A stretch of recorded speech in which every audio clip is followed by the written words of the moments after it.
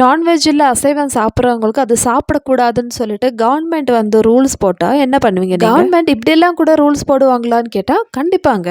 சில இடத்துல வந்து போட்டிருக்காங்க. எந்த இடம் பார்த்தீங்கன்னா குஜராத்தில் ஒரு சிட்டியில் வந்து நான்வெஜ் இனிமே சமைக்கக்கூடாது, சாப்பிடக்கூடாது, விற்கக்கூடாது, எதுவுமே செய்யக்கூடாது. ஆமாங்க, குஜராத்தில் பலித்தானா டவுன் சொல்லிட்டு ஒரு சிட்டி இருக்கு. இந்த சிட்டியில் வந்து இனிமே வந்து நான்வெஜ்ஜே இல்லையா, அதாவது எக்கு கூட சாப்பிடக்கூடாது இல்லை விற்கக்கூடாதுன்னு சொல்லிட்டு சொல்லியிருக்காங்க.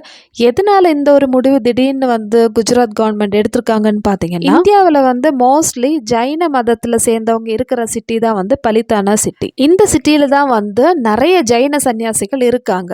ஜைனிசம்னாலே வந்து அஹிம்சை தான் வந்து ஃபாலோ பண்ணுவாங்க. அவங்க வந்து ஒரு உயிரை கொன்று அது சாப்பிடக்கூடாதுன்னு சொல்லுவாங்க.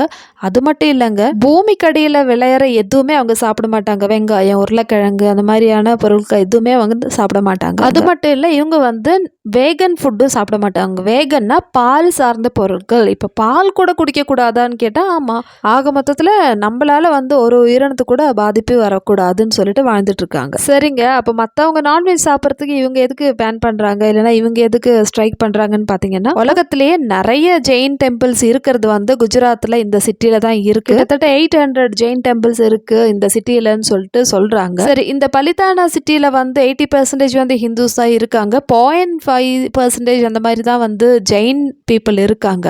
ஸோ இவங்களுக்காக தான் வந்து இப்போ நான்வெஜ் வந்து பேன் பண்ணி. ஆனால் இதில் இருக்கிற ஒரு பிரச்சனை என்னன்னு பார்த்தீங்கன்னா, இவங்க நான்வெஜ் சாப்பிட மாட்டாங்க. ஆனால் இது சார்ந்த நிறைய பேர் வந்து இந்த நான்வெஜ் விற்கிறதாகட்டும், அது மாதிரி அதை பிஸ்னஸ் பண்ணுறதாகட்டும் நிறைய பேர் வந்து பண்ணிகிட்ருக்காங்க. அது கூட பண்ணக்கூடாதுன்னு சொல்லிட்டு கவர்மெண்ட் வந்து உத்தரவு போட்டிருக்காங்க. கொஞ்சம் பேர் வந்து நான்வெஜ் சாப்பிடாம இருக்காங்க. அதனால நீங்களும் வந்து நான்வெஜ் சாப்பிடவும் கூடாது, விற்கவும் கூடாது, அந்த பிஸ்னஸும் பண்ணக்கூடாதுன்னு சொன்னால் அது எந்த விதத்தில் நியாயம்னு சொல்லிட்டு எனக்கு புரியலை. இந்த மாதிரி ஒரு சுச்சுவேஷன் நம்ம நாட்டில் ஏற்பட்டால் நீங்கள் என்ன சொல்லுவீங்க? இல்லைன்னா உங்களுடைய ரியாக்ஷன் என்னவா இருக்கும்? நம்ம இந்தியாவில் எல்லா மதத்துக்கும் ஈக்குவலான ரைட்ஸ் இருக்குது. நம்மளுக்கு என்ன பிடிச்சதோ சாப்பிட்லாம். நம்மளுக்கு வந்து சுதந்திரமாக நடக்கிறதுக்கும் பேசுறதுக்கும் எல்லாமே வந்து நம்மளுக்கு ரைட்ஸ் இருக்குது. ஸோ இதை வந்து கேள்வி கேட்கறதுக்கு யாராலையும் முடியாது.